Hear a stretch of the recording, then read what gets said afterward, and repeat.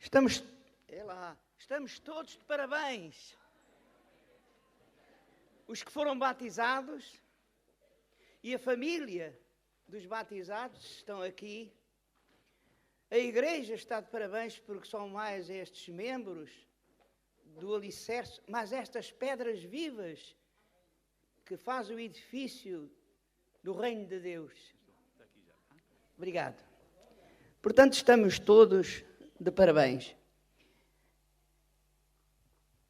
Não é fácil, da minha cabeça, articular as 3 ideias que eu tenho esta noite para falar aos irmãos.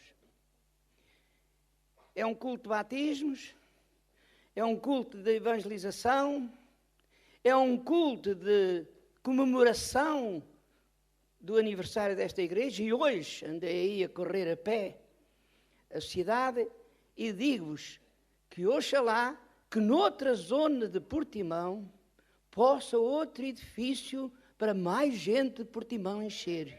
Porque me disseram, eu já tinha percebido, é uma igreja que vai lá muita gente. Se calhar conhece as outras que ficam às moscas, não sei.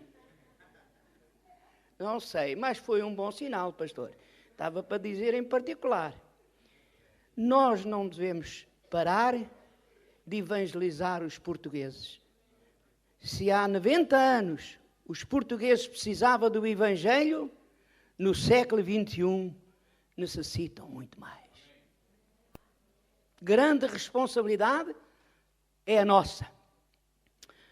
Uns no ativo, outros sem ser no ativo oficial, mas o cristão não se reforma, o cristão não tem férias, o cristão está sempre ativo. Quem tem férias é o cidadão, é o ser humano que precisa também descansar. Acerca do batismo, eu não vou falar da primeira sessão, mas tenho 2 coisas, acho que são importantes para as pessoas que nos visitam. É outro auditório. As pessoas que vieram ver e que nem são, podem ser crentes noutras concepções, mas é mais dirigido àqueles que não sabem bem. O pastor já falou alguma coisa, mas eu queria chamar a atenção uma coisa que eu julgo que é muito importante para todos nós cristãos. É que o batismo não salva. Os salvos é que devem ser batizados. Isto é importante saber os que não são batizados. Porque há muitas ideias acerca do batismo. Se nós estivéssemos na Grécia, o nosso irmão tinha que mergulhar 3 vezes os candidatos. Porque eles batizam em nome do Pai um mergulho, em nome do Espírito do Filho outro mergulho. E era diferente, é outra cultura. Há outros que não batizam assim. Batizam com expressão, com água. Outros derramam água pela cabeça. Mas nós somos mais exagerados, dizem, tem que ser logo uma piscina. Mas não é a piscina que lava. É a fé em nosso Senhor Jesus Cristo que nos lava. É a fé. E não é a fé. É o Senhor da fé, que é Senhor Jesus Cristo. Eu convidava a que todos que estão aqui, que têm Bíblia, e os outros que não têm, ler um versículo para depois passar para outro assunto da mensagem, que é o seguinte, que eu tenho estado a dar, onde me convidam para falar, é este tema, o que eu irei desenvolver daqui a pouco. Sem escritos, a memória falha. Não sei se as senhoras donas de casa têm a noção disto. Eu tenho uma senhora que vai à praça e eu vou com ela. E ela leva um papel. Quantas donas de casa fazem isso aqui? Levantem a mão. Está a ver? Mas agora pergunto, mesmo com o papel, não falha? Isso é para a segunda parte. Mas vamos para esta, que é a primeira parte, acerca do batismo. É 1 de Pedro, capítulo 3, 1 de Pedro, capítulo 3, verso 21. Eu espero um bocadinho para dar mais tempo a quem lê, porque note bem, a fé vem por ouvir a palavra de Deus. É isso que vamos ouvir. Não é o pastor Barata que está... A voz é minha, mas o pensamento é de Deus, que inspirou Pedro a escrever isto. O que diz? Que também agora, por uma verdadeira figura, o batismo vos salva, o qual não é o despojamento da imundícia da carne, mas da indicação de uma boa consciência para com Deus, pela ressurreição de Jesus Cristo. Quando eu leio os tratados que fazem a leitura deste versículo, fazem uma mutilação que vós podeis ver aí na vossa Bíblia. Diz lá que o batismo salva, mas antes diz, em figura. É em figura, porque os salvos é que vão ser batizados. É uma figura daquilo que já aconteceu na vida da pessoa. E há uma desgraça no mundo de tantos cristãos que se dizem batizados sem conhecer nada dos princípios de Jesus.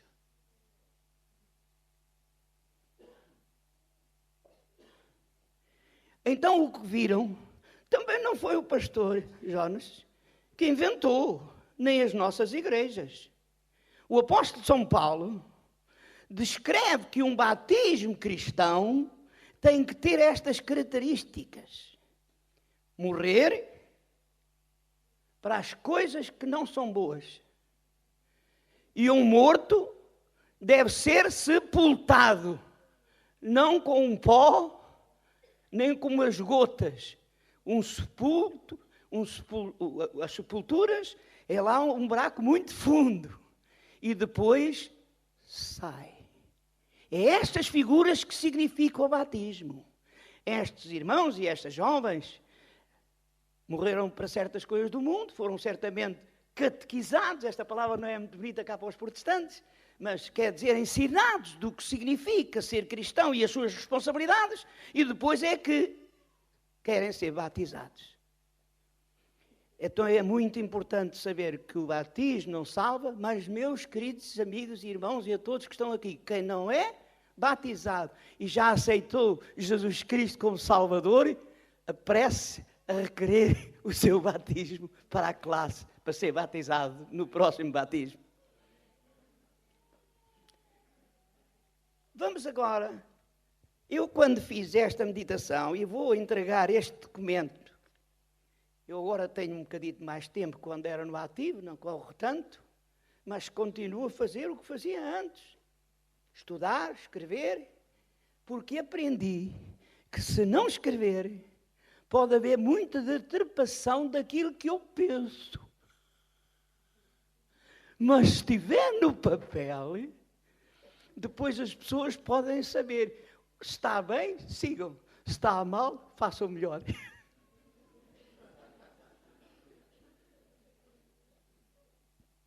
Estão-se a rir? Me disse algum disparate? Então vamos ler Jó, tudo por causa da escrita. No capítulo 19 de Jó, versículo 23 e seguintes, veja bem, Jó, que dizem que será o primeiro livro da Bíblia, discute-se aí dos eruditos, eu não sei se foi, senão não estava lá, mas dizem que este livro de Jó será o primeiro, o mais antigo. E eu já li mais de 5 vezes todo e estudei-o de capítulo a capítulo. Quem ler aquele livro e pensar que é um livro sistemático, vai tudo do princípio ao fim, faz uma grande baralhada. Há ali muitos pensamentos, mas esta ideia de nós escrevermos o que pensamos, o que fazemos. Eu fazia um diário durante muitos anos, mas fiquei tão envergonhado que deixei de fazer o diário para não fazer aquilo que fazia. Toma! Ouviram o que eu disse? Corrigi-me! É que a coisa que... Por ali tudo. O que diz lá? Se alguém encontrou... Eu tenho aqui assim aberto, creio.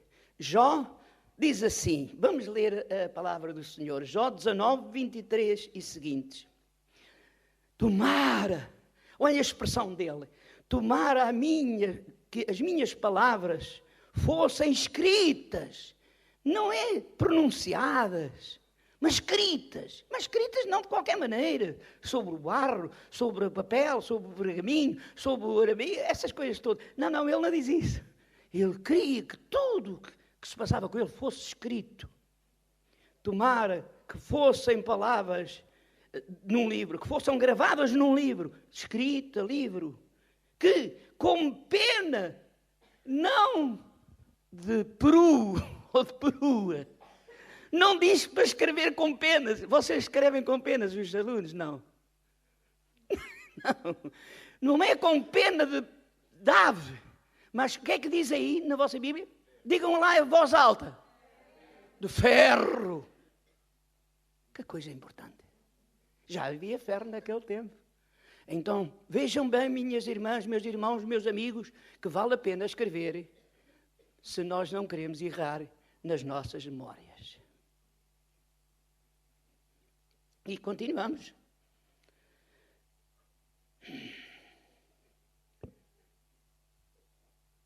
(19, 23), agora vamos para o 24. Que com pena de ferro e com um chumbo fossem para sempre esculpidas na rocha.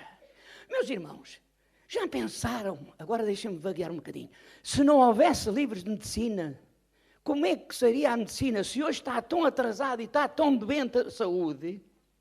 Não sou eu que digo, toda a gente diz. A saúde está doente, todos os médicos estão aqui, sabem bem que não há recursos, não há isso. Se não tivessem livros, como seria? Como? E os advogados? Vamos lá, para não estar a roubar muito tempo. Os ramos de ciência, se não tivessem escritos, o que seria da nossa humanidade hoje? Se mesmo com escritos está tão má, está-se a rir? Se não tivéssemos escritos estava muito pior. E agora vou puxar a brasa à minha sardinha. E se nós não tivéssemos escritos do Antigo Testamento para nos elucidar que nós não vimos do macaco, nem da macaca, que não vimos da alga, nem da qualquer coisa. Há dois tipos de deuses, e eu já escrevi noutros lados, não aqui. Há o Deus que os homens fazem, e há os homens que acreditam, e as mulheres, que foi Deus que os fez. E fez não de qualquer maneira, mas à sua imagem. Diga.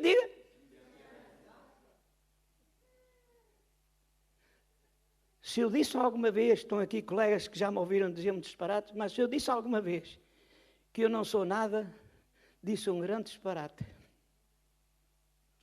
Porque Deus não usa nada.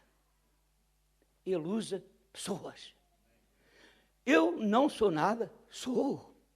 Sou um ser criado à imagem e semelhança de Deus, até para fazer o serviço que estou a fazer hoje. Nós somos um. O pior é quando pomos muitos zeros à frente.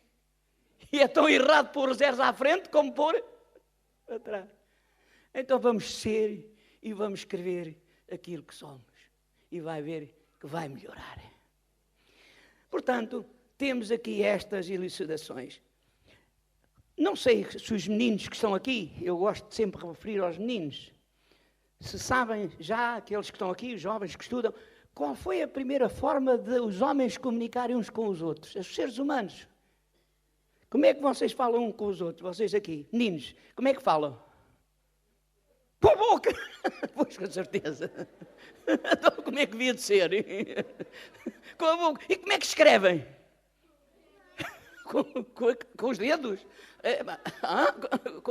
Com as mãos, mas tem que ter uma caneta.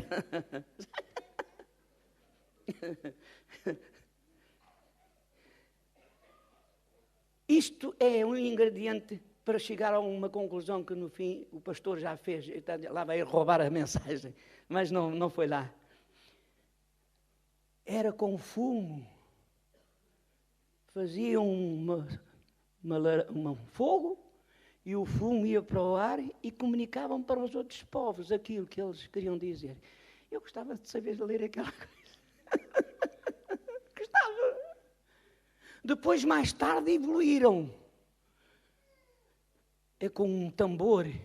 Nós temos aí, aqui não está nenhum, um tambor, um batuque. E comunicavam. Portanto, o ser humano sempre se relacionou com o ser humano, mas nem sempre se relaciona com o Criador dos seres humanos, e daí a desgraça da humanidade. E daí a desgraça da humanidade. Eu já não digo Portugal, da Europa, do Ocidente, isso já não me diz nada. Portanto, nós temos outras leituras sobre isto que eu vou passar para frente. Olha, por exemplo, Mardoqueu. Conhecem a história de Mardoqueu e da rainha Esther? Sabem o que é que aconteceu? Não aconteceu? Então, quem é que salvou o povo judeu que já tinha a sentença lavrada para um holocausto naquele tempo? Uma lei para matar todos os judeus naquele tempo. E sabem quem é que salvou aquele povo judeu naquele tempo? Sabem? A escrita. Ele embebedou-se e quis uma noitada. E depois pediu a alguém que contasse alguma coisa. E lá vem depois o que ficou escrito. Que aquele homem, numa certa altura, salvou a vida do rei. E se não tivesse escrito? E se não tivesse escrito? Mas Deus é omnisciente. E tudo ficou transformado com aquele registro, daquele ato que aquele homem fez em relação ao rei e escapou. Mas ele sabe tudo. Eu na escola, não quero dizer bem, ouvi um professor ridicularizar esta ideia de Deus, de saber tudo. Ele sabe tudo, mas não age em relação a tudo. Porque se ele agisse em relação a tudo, estávamos bem arranjados. Mas nós devemos pensar que ele sabe. Não está atrás da porta com um varão para nos castigar. Mas nós é que temos de ter conhecimento do que é que faz ele não se zangar. Salmo 139, 16. Vamos ler.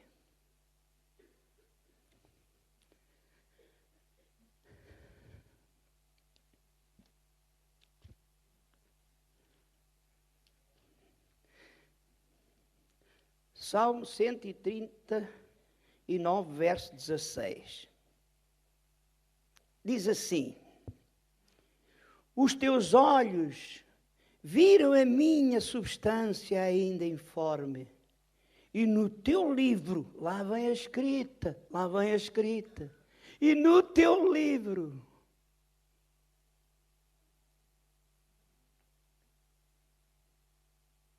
foram escritos os dias, sim, todos os dias que foram ordenados para mim, quando ainda não havia nenhum deles. Deus sabe o nosso passado. Deus sabe o nosso presente. E sabe o nosso futuro.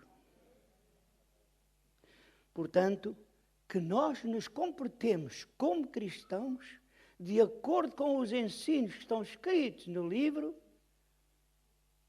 para que um dia seja lida uma boa leitura.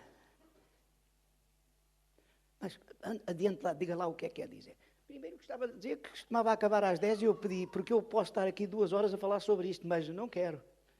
Tenho mais quantos minutos, pastor? Você, não sabe? Então estamos aqui até à meia-noite. Não sabe. É que muitas vezes nós não temos assunto, outras vezes temos assunto demais. Mas, portanto, temos aqui que Deus sabe tudo. E um dia, Ele vai fazer contas connosco, meus irmãos e amigos, os crentes e os descrentes. Porque não há um livro só no céu. Daqui a bocadinho eu irei ler, em Apocalipse. Não há um livro, está escrito na Bíblia, que vão se abrir os livros. Mas depois diz, e outro livro. E outro livro. E eu pergunto a todos que estão aqui, querem estar os vossos nomes nos livros ou querem estar os vossos nomes no livro? Quantos querem estar no livro, levantem o braço. Mas há condições. Mas há condições. Já lá vamos.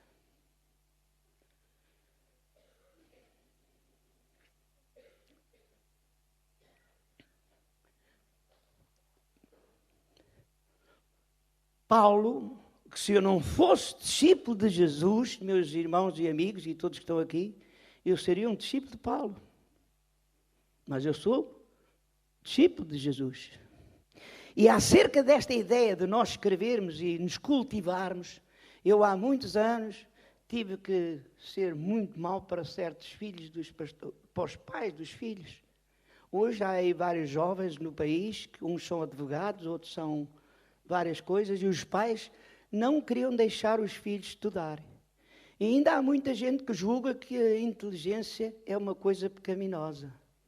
Não é a inteligência. E como eu estava a dizer a alguns irmãos e colegas e amigos, nós costumávamos dizer os crentes, e temos que corrigir a nossa imagem, nós já não somos do mundo. É assim que os irmãos costumam dizer?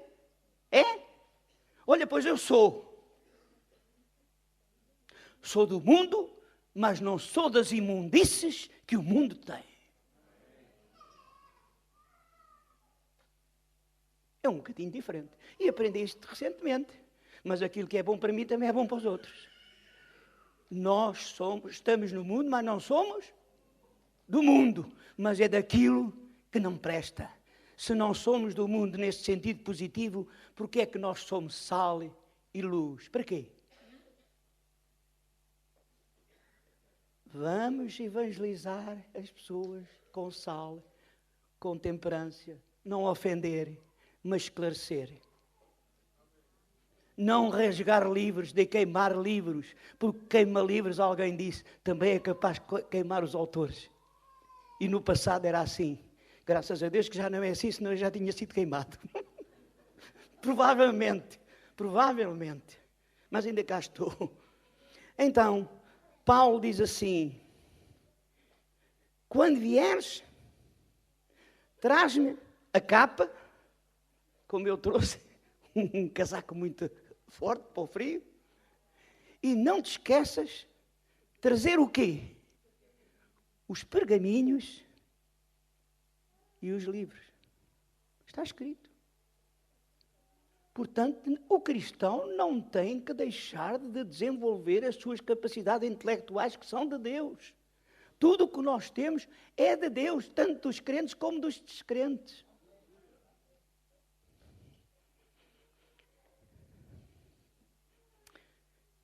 Vamos então, e vou terminar quase. Todos queriam ter o nome no livro. Agora vamos ler as condições. E depois vou terminar. Tem aqui para um ano. Eu fiz questão pessoalmente de fazer um estudo da Bíblia, de todos os versículos que eu consegui, que falam de livros. Fica aqui com a receita. Apocalipse, capítulo 3. Vamos ver o que diz lá.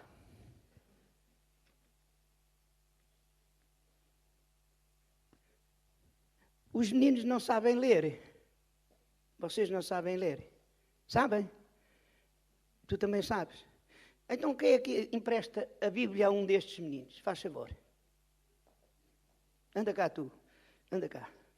Aqui em cima. Aqui.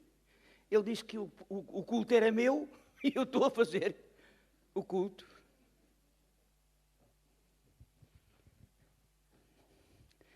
É o capítulo 3 e versículo 5, em voz alta. O que vencer será vestido de vestes brancas e de maneira nenhuma riscarei o seu nome no livro da vida e confessarei o seu nome diante do meu Pai e diante dos seus anjos. Que maravilha! Também queres ter o nome lá no livro ou não? Diz sim. Obrigado. Portanto, vejam que é importante saber que o nosso nome, e vocês, os filhos aqui do nosso irmão, deste casal, espero que não, mas não foram batizados com a fé dos pais. Deus não tem netos. Sabem isso? E aqui alguém que tenha filhos, Deus não tem netos. A fé tem que ser aceita por cada um. Quem crer e for batizado, será salvo. Agora vamos ver a condição. Capítulo 5, 1 a 3, 5, creio que é. Capítulo 5 do Apocalipse. Agora não chamou de menino, mas se fosse de outro lugar, chamava. Diz assim: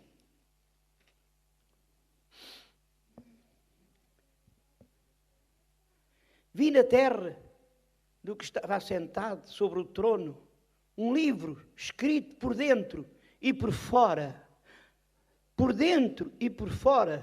bem selado com 7 selos. Vi também um anjo forte, clamando com grande voz: quem é digno de abrir o livro e de remover os seus selos? E ninguém no céu, nem na terra, nem debaixo da terra podia abrir o livro, nem olhar para ele. E eu chorava muito, porque não fora achado ninguém digno de abrir o livro, nem de olhar para ele. E disse-me um dentre os anciãos: não chores, eis aqui o leão da tribo de Judá, a raiz de Davi, venceu para abrir o livro e romper os 7 selos. Glória a Jesus! 7 selos foram rebentados. E é só por ele, como ouvimos antes dos batismos, só Jesus é que salva. Não há outro Salvador. Eu não vou trazer aqui 3 pessoas para fazer 3 cruzes, mas acho que devo esclarecer, porque às vezes nós não descodificamos as palavras e as pessoas não entendem. Não entendem porque nós já lemos, sabemos. Ele é o único Salvador da humanidade. E alguns críticos dos cristãos, porque os cristãos nunca foram tão atacados como nos nossos dias. Há mais livros a falar contra Jesus do que a favor. Por causa de nós dizermos que Ele é o único Salvador. A mim, mesmo intelectualmente, não me faz diferença nenhuma. Porque os do passado, antes de Cristo, morreram na fé do Cordeiro que havia de morrer. E nós acreditamos no mesmo Senhor que já morreu para nós. Ele continua a ser o único e suficiente Salvador.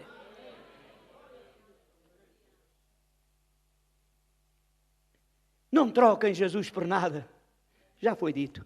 E então a última referência, Colossenses 2,14. Meu irmão, pode vir subindo que eu já lhe dou. E para receber o artigo. Colossenses 2,14. Pedi a uma criança, agora vou pedir a um livro. Anda cá, o irmão, ajudar-me aqui, vá lá. Eu sou velhote, pá. Anda cá. Anda cá. Leia só este versículo para concluir. Tome, meu irmão. Obrigado. Não tem como. Está escrito. Olha lá. Colossenses 2. Como é que é? Lá, ver. Olha, está aqui esta, ainda faltou uma, filho. Senão, depois ele não paga tudo. 2,14, Colossenses. Ela é. Ok, a minha tradução diz: e cancelou a escrita da dívida que consistia em ordenanças e que não era contrária. Ele a removeu, pregando-a na cruz.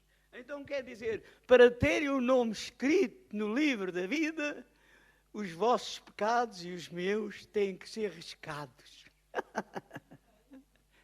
Está bem? Mas é só Ele. Eu não posso. Eu posso dar um escrito ao pastor, mas quem pode perdoar os vossos pecados é Jesus.